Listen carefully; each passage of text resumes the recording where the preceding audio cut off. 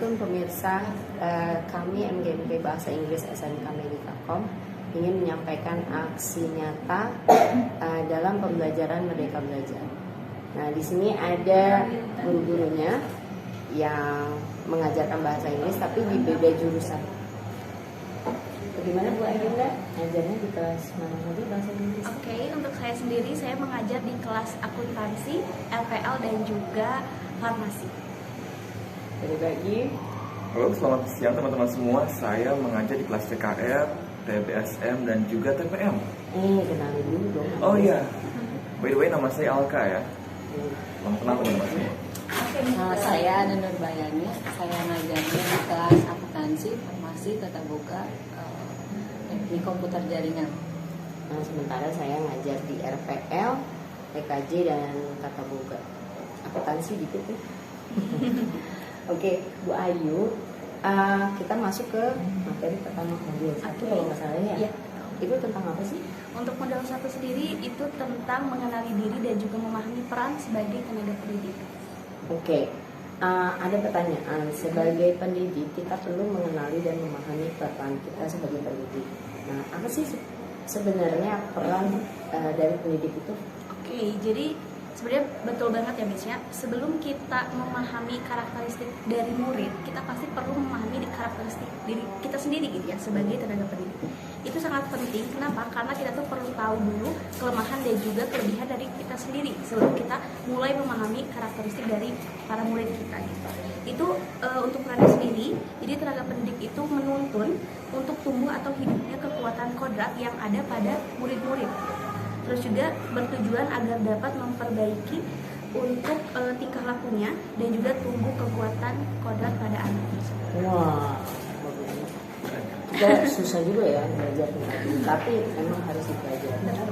Apa sih sebenarnya tantangan yang dirasakan ketika kita menjadi guru? Nah, definisi profesi guru itu pasti semua profesi ya Miss ya, pasti banyak banget tantangannya, terutama guru gitu ya. Nah, untuk jadi guru sendiri tantangan tuh banyak banget Miss. Apalagi ini kayaknya profesi yang sangat menantang ya Miss ya. Untuk tantangan sendiri ini banyak banget, contohnya tuh kayak perubahan zaman Miss yang dinamis ya.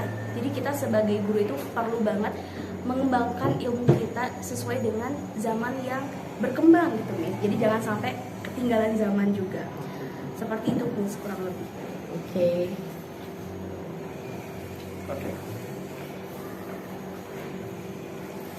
Oke, untuk slide selanjutnya pada Bu Ayunda, saya ingin ada satu pertanyaan. Mohon maaf sebelum saya kemudian ya. Yang pertama adalah apa ya Bu ya? Apa dampak pendidikan yang Bu rasakan untuk bagi siswa-siswa? Oke. Dampaknya sih Betul. pendidikan itu harusnya menyeluruh Ya. supaya dia dapat memahami informasi itu secara utuh, nggak setengah-setengah. Oke. Udah, cuma itu doang. Mungkin ada yang kedua Bu. Untuk yang keduanya adalah memangnya pendidikan seperti apa yang memang harus ditinggalkan menurut Ibu? Ya, pendidikan yang memang tidak sesuai dengan zamannya.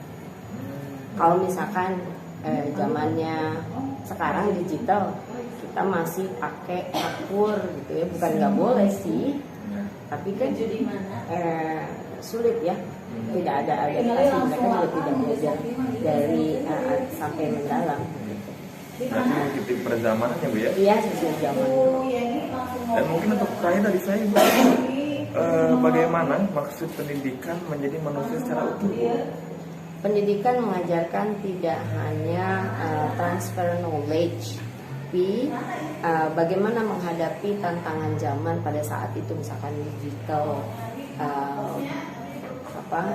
words saat ini ya paling enggak kita ngajarin dia apa yang harus dia lakukan, mana yang baik, mana yang tidak, lalu bagaimana masuk ke dalam dunia sosial media tuh dan lain sebagainya. Mungkin kayak gitu. Sangat menarik ya Bu ya. Itu untuk Ya. modul 2 berarti ya Bu ya? Iya, modul 2. Oke. Belajar dan mengajar. Wah. Nah, kita masuk ke modul Yang modul 3 ya. iya. Oke. Sepertinya modul 3 ini saya menjelaskan ya. Mungkin kita sifatnya sharing-sharing aja. mungkin seperti yang kita tahu bahwa kodrat dari pembelajaran ini ada dua yang saya pahami dari Ki Hajar Dewantara. Yang pertama teman-teman semua ada kodrat alam dan juga kodrat zaman. Yang pertama kodrat alam ya, mungkin kita pahami alam, berarti alam itu lingkungan. Maka dari itu, kodrat alam ini menjelaskan bahwa pendidikan dipengaruhi oleh lingkungan, bisa saja dengan kultur atau adat seperti itu. Lalu yang kedua ada juga kodrat zaman. Ini sama seperti yang dijelaskan oleh Budia ya, bahwa pendidikan harus mengikuti zaman. Mungkin yang dijelaskan oleh Budia adalah mengenai kapur dan juga spidol. Kita sebagai pendidik perlu mengetahui ya perkembangan globalisasi yang ada. Maka dari itu, guru dituntut untuk mengetahui apa yang dibutuhkan oleh siswa sesuai kodrat zamannya. Itu mengenai kodrat, mohon maaf, maksud saya modul ketiga ya. Kita akan lanjut ke modul keempat. Iya, modul keempat. Ada yang mau bertanya mungkin? Gimana? Oke, mungkin selanjutnya saya akan bertanya kepada Ibu Ana ya. Ya. Baik Ibu Ana, apa kabar Bu Ana? Baik, kalau ya. Oke. Mungkin pertanyaan saya simpel aja ya Bu. Yang pertama adalah dalam menilai pemahaman murid, kira-kira bagusnya kayak gimana sih Bu? Sebaiknya kita sebagai guru itu dalam menilai pengalaman murid menggunakan alat-alat ukur yang kiranya nanti bisa dipakai murid dengan melibatkan murid agar kedepannya peserta didik dapat merefleksikan apa sih yang sudah mereka pelajari melalui pembelajaran sehari-hari bahasa Inggris begitu. Oke, Bu Ana, kita masuk ke pertanyaan selanjutnya ya mengenai modul 5 nih. Nah, dalam perkembangan diri seorang anak yang berkewajiban untuk menjadi teladan sebagai lingkungan terdekatnya itu adalah siapa sih? Sebenarnya yang menjadi tanggung jawab menjadi seorang teladan itu orang tua dan keluarga, karena kan ada istilah juga al-ummu al-madrasatul ula, ibu itu adalah sekolah pertama di mana dia itu dari ibu kita dibentuk gimana kepribadian kita, nanti kedepannya pengetahuan dasar tentang lingkungan sekitar gimana, dan dari keluarga juga kita kan ada ibu, ada ayah, dan dari situ kita tuh dibentuk dengan sedemikian rupa dengan idealisme yang mereka punya untuk siap terjun ke dalam masyarakat. Jadi kalau mau mengembangkan peserta didik harus juga memperhatikan aspek orang tua dan keluarga, karena itu sebenarnya teladan yang paling penting bagi peserta didik. Menarik ya. Ada pesan dari Ki Hajar Dewantara, untuk murid itu sesuai zamannya. Maka guru perlu menumbuhkan pola pikir pembelajar atau growth mindset. Biasanya untuk membuat murid seperti apa ya? Nah, sebenarnya kan kalau dilihat dari lingkungan banyak sekali murid, apalagi murid yang dengan ekonomi yang kurang, lalu juga tinggal di lingkungan yang kurang mendukung. Mereka kayak punya mindset yang udahlah saya pasti akhir-akhirnya bakal kayak mereka. Jadi mereka nggak punya keinginan untuk maju. Nah, kita sebagai pendidik, sebagai guru tentu sudah jadi kewajiban kita untuk gimana caranya menanamkan mindset dan keyakinan bahwa kedepannya mereka pasti bisa berkembang, memiliki kehidupan yang lebih baik. Karena selain untuk menyampaikan materi, guru juga bertanggung jawab untuk